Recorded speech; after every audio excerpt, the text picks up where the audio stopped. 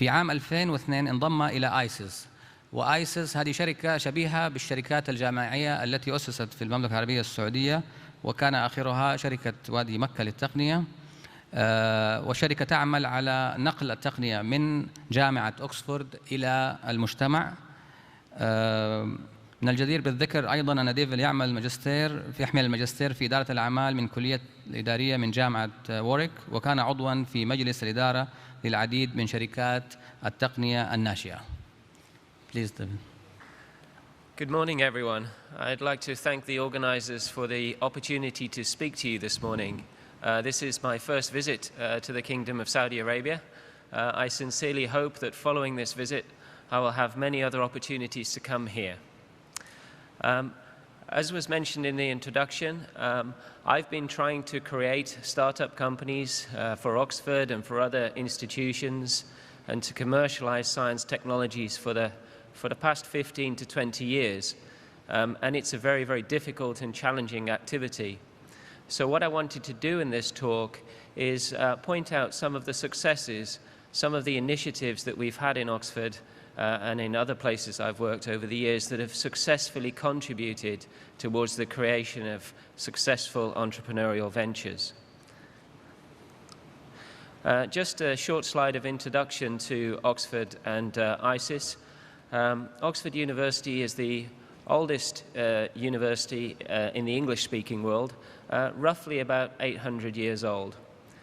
Today, it's the most powerful UK research university. We have the highest university research spend in the UK, about £500 million, and we're #1 in the world for translational medicine, taking the fruits of initial healthcare research and transferring them into clinical practice. ISIS Innovation itself is a much newer company. We were created in 1987 as a wholly owned subsidiary of the university to commercialize research. We work with researchers who wish to commercialize their research, which is a subset of the total set of researchers at the university. Today we have offices in Oxford, Hong Kong, Japan and Spain. My home is in Hong Kong, where I bring our technologies closer to the Asian market, to Asian collaborating industrial companies and to Asian investors. What does ISIS do? Well, in essence, we take the fruits of research generated in universities, institutes and companies, and we facilitate the transfer of that research into either new companies or established companies. Our strategy is always to try and search for an existing business that has the capacity to take hold of the research and to develop that research into new products. But from time to time, we get to work on new ventures. These are a few examples of fairly recent work that we've been involved in. The company at the top, Oxford Nanopore, that is a company which brings together technology from Oxford, from some US universities, and from a Swiss startup company. And it's generating new products in the area of personalized DNA analysis. That is one of the very strong companies within the portfolio of businesses that we worked on in Oxford. And it's a chemistry company, and chemistry is my background. And I had the initial conversation with the researcher. The first invention disclosure that came from that academic was to me. So it's a project I know very well and I feel a great affinity for. At the bottom left-hand side, you'll see that we have a company called Yasser Motors. Yasser is developing a high-torque electric motor. It's a project from the Department of Engineering in Oxford. That project I wanted to highlight because the investors in that company are from the Kingdom of Saudi Arabia. So that is an example of some work that we've already managed to do with partners and collaborators in the Kingdom. On the bottom right-hand side, that is an example of technology from Stellenbosch University. Stellenbosch University is a leading university from South Africa. We met with the technology transfer staff. We helped to train them through a government program. And we became aware of a fantastic production technology for producing very large amounts of nanofibers. These nanofibers can be incorporated into composites, and they can improve the performance, reduce the cost, reduce the weight of aircraft components. Fantastic technology. We took that technology and we introduced it to 15 of the world's leading multinational companies, and now that technology is being embedded into those companies for different applications in the US, in Europe, and also in Asia. So those are the sorts of projects that we work on. The statistics here show that over the years, the growth in our activities, the staffing in ISIS, we are paid out of our share of the projects that we get involved in. And you can see that over time, the number of staff involved has increased as our company has increased its critical mass. We've also improved the efficiency in terms of the number of deals that we do compared to the number of projects that we work on. So now we are very selective. We take hold of those projects we think can be commercialized, and then we use our established contact networks to test those ideas in the marketplace and hopefully find commercialization partners. Now, back in the early days, one of the very successful activities that we established was a formal business academic networking organization, the Oxford Innovation Society. Through that society, we get to know leading industrial companies throughout the world. Those companies get to be introduced to leading Oxford researchers. And over the last 22 years, that society has been central to our ability to test and to understand new technology and to put it into the hands of leading industrial companies. So I think anyone involved in technology commercialization activity should be encouraged to harness this kind of network. The next big change in Oxford happened in 1997. Before 1997, the technology commercialization office in Oxford was very small. It was just 3 people. In 1997, the university decided to invest more into that activity. But probably the most important thing they did was they recruited as the new managing director of ISIS someone who had an academic Oxford education but had left the university to run very successful technology-based businesses over a number of years, including one of the university's very early, very successful, very large spin-out companies, a chemistry company called Oxford Asymmetry. Tim also had some experience as an investor because he used part of the wealth created out of the sale of Oxford Asymmetry to invest in other technology companies. So Tim brought together an understanding of academia, industry, and investment into the heart of the fledgling rebirth of ISIS innovation. And that was really key to the pickup in ISIS activities from 1997 onwards. In 1997, Tim set out the strategy for how we would become involved in creating spin-outs. As I said before, our preference is to find an existing business to license technology to, but from time to time we have to create a new company. And our philosophy and strategy and approach to this is not to encourage the research group head to leave the university and become the managing director of a new company. No, our preference is that they will remain inside the university being an academic, but we will recruit an experienced business manager from outside, from industry, to come in and be the new company's experienced managing director.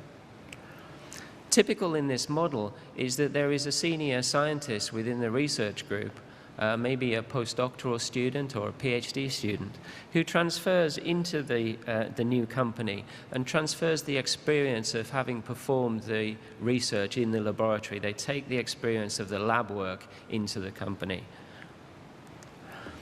The partners, the collaborators, the team in the creation of the spin-out companies, well, at the start, that is the founder researchers and some ISIS technology transfer managers, our project managers. In creating a company, our attitude is that the university and the researchers are equal partners in the new venture. And over a period of time, we have to develop and refine a business plan, recruit some investors and recruit some managers, leading towards the point of investment when the company has been fully formed and is fully fledged. We spin out, in comparison to other universities, a relatively small number of companies, but our success rate is very, very high because we are very careful in the planning of creating genuine, real companies. In 1999, we realized that one of the things that companies need in order to grow is that they need investment capital. So in 1999, with the support of a government program, we created a small seed fund. The seed fund invests at the gap between the results of the university research and the point at which a venture capitalist would invest in a project. So this is a university seed fund. That model of university seed fund we've replicated recently in a fund that we've helped create in Spain. And the purpose of that fund is exactly the same. It's to take promising research results from the laboratory, invest a little bit of money, so that you end up with something which is a more commercial proposition. In 2002, there's a big increase in the efficiency of our technology transfer activity because we realized that having technology transfer project managers with a scientific background was useful in the conversations that they would have with the researchers, but not necessarily so useful in talking to industry. So from 2002 onwards, we exclusively recruit technology transfer project managers in ICIS who've worked for the world's leading technology companies. So today we have 77 staff, 37 have PhDs, 18 MBAs, we speak multiple languages. And on the slide you can see some examples of the names of the companies where our people have worked. It makes us much more credible when we approach a company like GlaxoSmithKline, GSK, if the person who's making that approach used to work there and understands how that business works. In 2005, we began to offer services outside of Oxford. Today, we do a lot of benchmarking work for governments. We provide training to technology transfer staff and to staff from companies. We enter long-term partnerships. We help to create seed funds. We also do some technology scouting assignments for industrial companies. From 2006 onwards, we began to integrate industrial product design into our technology transfer work. And the pictures on this slide really provide the best illustration of this. On the left-hand side, you can see a prototype produced in the engineering laboratory. This is a 3D scanner which is made of wood and a webcam and a piece of broken glass. When you approach industry with a prototype that looks like this, it's not very impressive. But by putting that model into the hands of an industrial designer, they can come up with something much more realistic and much more credible. So industrial product design is an essential ingredient in the mix of activities that we perform. From 2010 onwards, we started to concentrate on software projects. Software projects, a lot of our historic portfolio is based on a lot of patented technology. From 2010 onwards, we started to work with more junior members of the university who maybe had ideas for software businesses. So now we have a software incubator. That software incubator is in the premises of ICIS. We have within our team people who've set up, run, sold successful software businesses. And the companies that we incubate can benefit from their business experience and expertise. In 2011, there was a coming together of the University of Oxford and the local teaching hospitals with a framework collaboration agreement, which results in ICIS having a much closer involvement in commercialization of all the universities and the local hospitals' innovations. So this further strengthens our position of leadership in translational medicine. So what are we working on at the moment? Well, at the moment, I've got some interesting projects here on this slide. The project on the left is a medical instrument. It's based on Oxford technology. The project in the middle is an antibiotic technology from Spain. The project on the right is a collaborative partnership which has created low-cost transparent conductors which don't use expensive indium as their base starting material. I'm also working on the creation of a network of development centers across the world. A development center will attract overseas intellectual property and match it to the needs of local businesses. It's a little bit like a localized version of ISIS. And the first one of these development centers has been established in China. I would love to create a similar kind of initiative in the kingdom. In summary, I think if you're trying to work out what we're good at, our expertise, which has evolved over the last 25 years, our expertise is recognizing the value of breakthrough technology and working out how to get it to market. We have a very open, collaborative style. We're very easy to work with. We work for clients in 50 countries. We would love to collaborate with people from the kingdom.